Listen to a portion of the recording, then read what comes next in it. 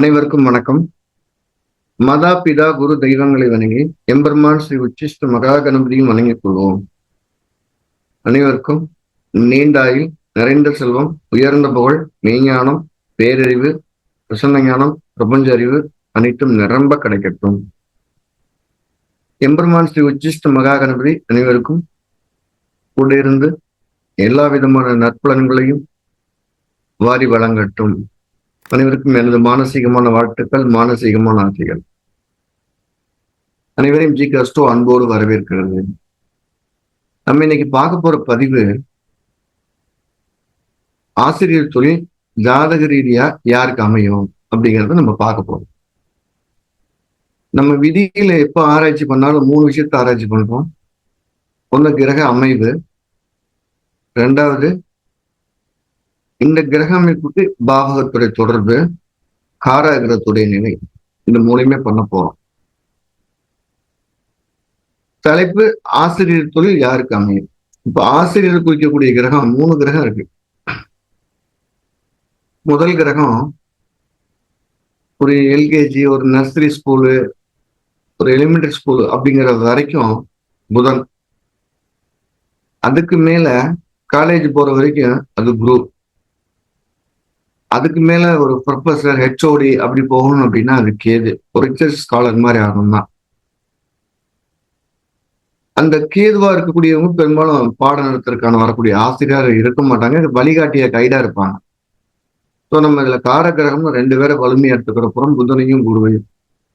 இந்த புதனும் குருவும் நம்ம என்ன ஜாதகத்தை பார்க்கிறோமோ அந்த ஜாதகத்துக்கு லக்கணத்திற்கு 10வது வீட்டுல இருந்தாலும், சந்திரனுக்கு ரொம்ப நெருக்கமா இருந்தாலும், சனிக்கு ரொம்ப நெருக்கமா இருந்தாலும் அவங்க ஆசிரியர் தொழில ரொம்ப கொடிகட்டி பறக்கிறாங்க.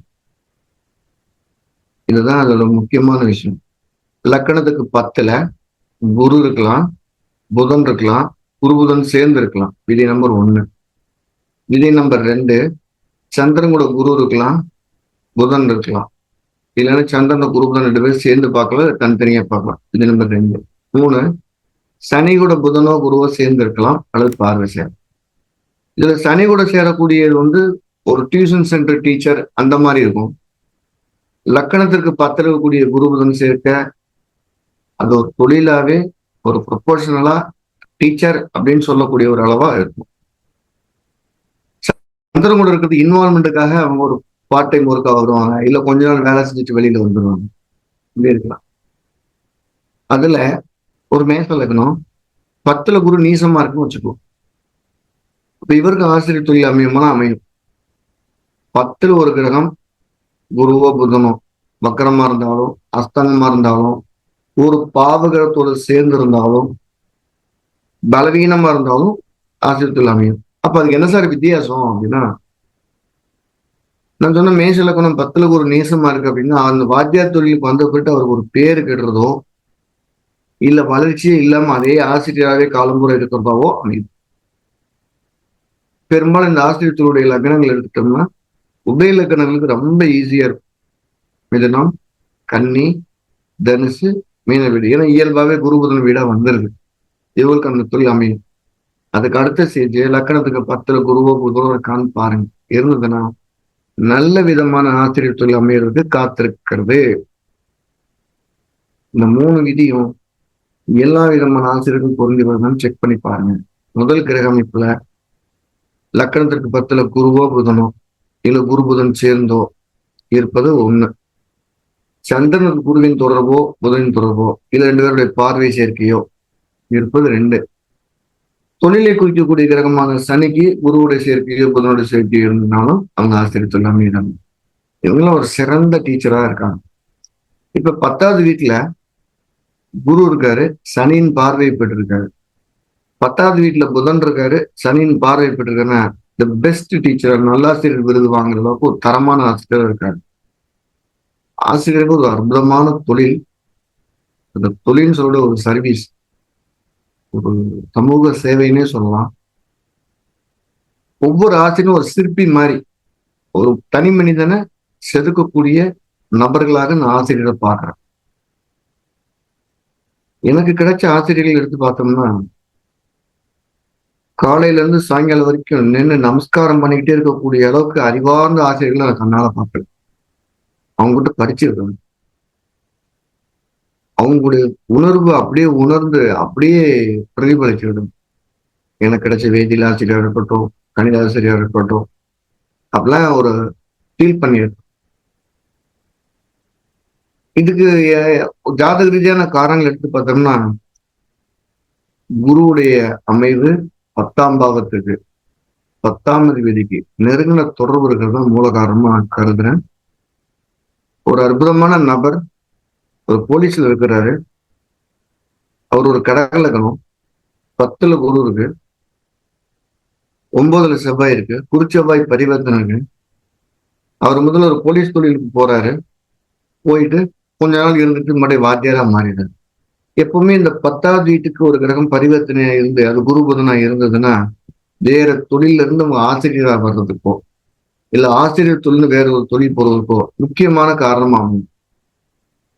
அந்த ஆசிரியர் தொழில நான் ஒரு ஒரு ஹெச்எம் ஒரு ஹெச்ஓடி அப்படி போகணும், நிர்வாகத்துறை சார்ந்து போகணும் அப்படின்னா 9ஆம் அதிபதினு சொல்லக்கூடிய கிரகம், பாக்கியத்தை குறிக்கக்கூடிய கிரகம் யாரோ அவர் 10ல இருந்தாருன்னா தலை சிறந்த ஆசிரியர்.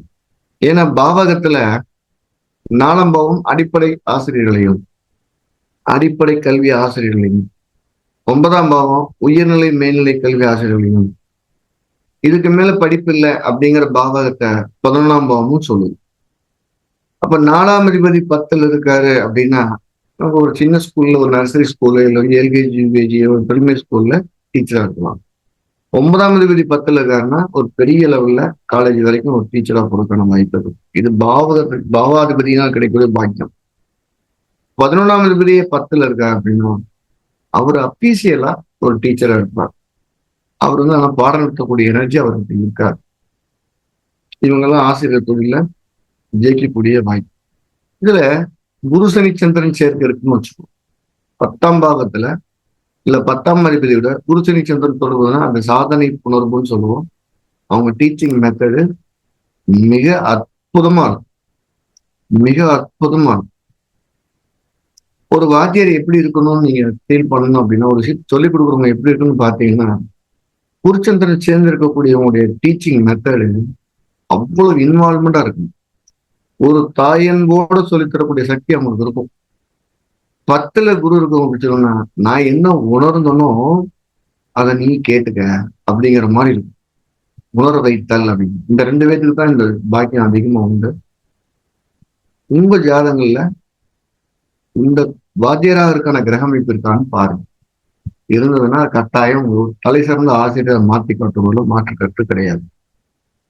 நம்ம ஜிகாஸ்டோல என்ன பண்ணிட்டு இருக்கிறோம் அப்படின்னா அனுபவ விதிகளை எல்லாத்துக்கும் கொண்டு போய் சேர்க்கறதுனால சிறு சிறு விதிகளை தொகுத்து அதை எளிமைப்படுத்தி சொல்லிக்கிட்டே வரும். எல்லாருக்கும் ஜோதிடம் தெரியுது ஒரு சிறந்த வழிகாட்டியா இருக்குன்னு நான் நம்புறேன்.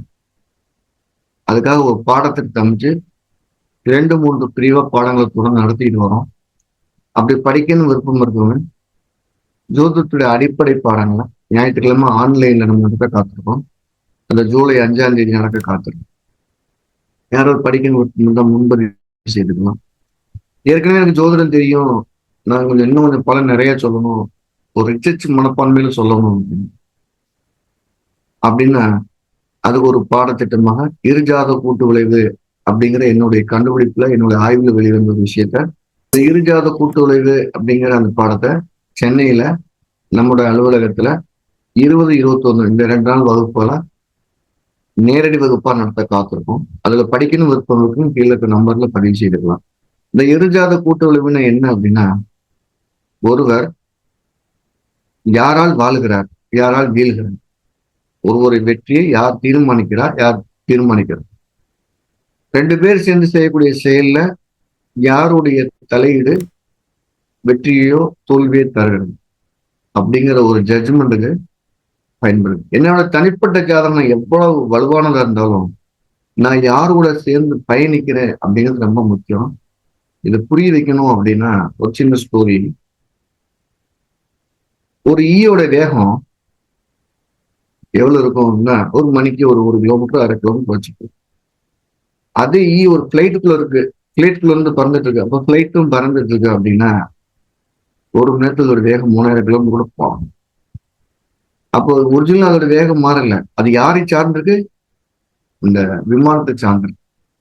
அது மாதிரி ஒரு ஜாதகம் யாரை சார்ந்திருக்கிறாரோ அவருடைய ஜாதக பலனுக்கு தகுந்த மாதிரி இவருடைய புண்ணியமும் பாவமும் மாற செய்கிறது. அது ரொம்ப முக்கியம். இதை நான் ரொம்ப உணர்றேன். நான் யாரு கூட பயணிக்கிறேனோ அவருடைய வில் பவர் என்னை வழிகாட்டுறது. யாரோட சேர்ந்து பயணிக்கிறனோ அவருடைய தவறு என்னை ஸ்லோ நிறுத்துது, தாமதப்படுது, தடை செய்யுது. அப்ப என் கூட பயணிக்கிறவங்க ஜாதகம் ரொம்ப முக்கியமா இருக்கு. அந்த பயணிக்கிறவங்க ஜாதகத்துக்கும் நமக்குள்ள ஒற்றுமை வேற்றுமை, நல்ல பலன் தீய பலன், பகை நட்பு என்னங்கிறது தான் இரு ஜாதக கூட்டங்களுடைய முக்கியமான கண்டென்ட். 2 லைன் தான். ஆனா அதை செய்யற வேலை அபரிவிதமான வேலை தான் நம்ம படிக்க போறோம். படிக்கணும் விருப்பம் இருக்கவங்க கீழே நம்பர்ல பதிவு செய்து கொள்ளலாம். மீண்டும் நம்ம அடுத்த பதிவுல சந்திப்போம். எல்லா வல்ல எம்பெருமான் ஸ்ரீ உச்சிஷ்ட மகாகணபதி அனைவருக்கும் நீண்ட ஆயுளையும் நிறைந்த செல்வத்தையும் உயர்ந்த புகழை மெய்ஞானத்தையும் பேரறிவையும் பிரசனையும் பிரம்மஞ்சரியும் பெருமையோடு வழங்கட்டும். அனைவருக்கும் எனது மானசீகமான வாழ்த்துக்கள், மானசீகமான ஆசை.